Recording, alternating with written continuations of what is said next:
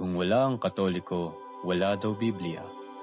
Ang lahat ng bagay, pagkakataon at pangyayari ay tinakda ng Diyos ayon sa kanyang kagustuhan at mga plano, at walang makapagbabago sa kanyang mga itinakda malibang ito ay kanyang ipahintulot. Ang Biblia ay nabuo hindi sa kagustuhan ng tao o sa pamamagitan ng lakas at karunungan ng tao, kundi ito ay ideya ng Diyos at kasama na sa kanyang mga panukala sa simula pa. Ang Biblia ay naglalaman ng mga aklat na sinulat ng mga propeta at mga apostol ni Jesus. Ito ay naipon sa isang aklat sa pamamagitan ng mga taong kinasihan ng Espiritu Santo para sa isang napakahalagang layunin, upang patotohanan kung paano ang Diyos ay umiral at bigyan ng pagkakataon ang mga tao na maligtas sa pamamagitan ng kanyang anak na si Jesucristo.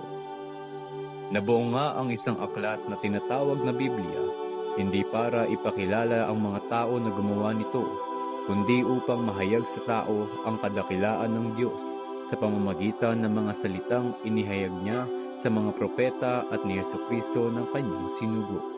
Ang Diyos nga ay mapangyayari ang lahat ng bagay, at wala siyang hindi mapangyayari ayon sa kanyang kalooban.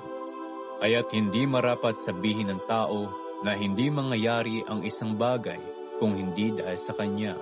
Yamang ang Kanyang lakas at karunungan ay hiram lamang sa Diyos na sa Kanya'y lumikha. Sino ang tao para pangunahan ng Diyos sa Kanyang mga plano? Kundi ang Diyos ang mapagpasya ng Kanyang mga ninanais para isakatuparan ng mga tao. Kung tayo ay mayroon mang nagawang isang bagay, iyon ay dahil ipinahintulot ng Diyos at itinakda niya. Kaya't hindi dapat mamutawi sa bibig ninuman na kung wala ang Katoliko ay walang Biblia. Alalahanin nawa natin na ang mga Romano ang umusig at nagpapatay sa mga apostol ni Jesus dahil ayaw nila silang paniwalaan tungkol kay Jesus na kanilang ipinangangaral. Pero sila na rin ang nagpatunay na si Jesus nga ang Mesayas nang utusan sila ng Espiritu Santo na buuin ang Biblia. Dito ay makita natin kung paano ang kapangyarihan ng Diyos ay kumikilos para imulat tayo sa katotohanan nang itusan niya ang mga Romano na bumuo ng isang aklat patungkol sa Kanya at mga salitang inihayag niya sa mga propeta at kay Jesus na Kanyang sinugo. Sa gayoy may ipakita niya ang katotohanan at usigin ang budhi ng mga taong nagtatakwil sa Kanya. Ipinahintulot nga ng Diyos na mabuo ang Biblia, hindi para ipakilala ang ilang tao o isang grupo, kundi para ipakita sa mga tao at makilala nila ang katotohanan tungkol sa Kanya at sa Kanyang anak na si Jesucristo. Nabuo ang Biblia hindi dahil may tinatanggi ang Diyos, kundi ito ay Kanyang ipinahintulot para ang tao ay magkaroon ng tunay na basihan tungkol sa kanilang narinig sa pasimula kung paano ang Diyos ay umiral at nakasubaybay sa Kanyang mga nilalang.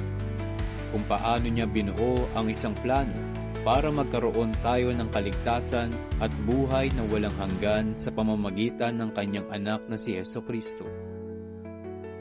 Alam ng Diyos na darating ang panahon na lilitaw ang suwail para pasinungalinganan ang pagdating ng Mesayas, at para ma-preserve ang kaganapan at pangyayari sa nakaraan hanggang kasalukuyan, at manatili ang Kanyang salita sa gitna ng mga tao. Ang Biblia nga ay nabuo upang maging batayan ng lahat ng nagnanais na malaman ang katotohanan tungkol sa Kanyang salita. Patunayan, ang mga aklat na nakapaloob dito ay nasa pag-iingat ng mga Hudyo sa simula pa, at sila dapat ang may karapatang buuin ang isang aklat kagaya ng Biblia. Ngunit dahil itinakwil nila si Jesus, ang karapatang iyon ay kanilang naiwala. Ipinahintulot ito ng Diyos upang yaong nasa malayo at hindi siya kilala ay mapalapit sa Kanya at mabigyan ng pagkakataon na siya'y maging kanilang Diyos kagaya ng Kanyang bayang Israel. Ang Biblia ay walang labis at walang kulang. Kaya't ang mga salitang nakapaloob dito ay sapat na para maunawaan ng tao ang kanyang ninanais at kalooban. Ito ay umaayon sa lahat ng panahon, hindi nagbabago o naluluma man. malawak at walang katapusan, kaya't kung iipunin ang mga kahulugan ay hindi magkakasya sa buong daigdig.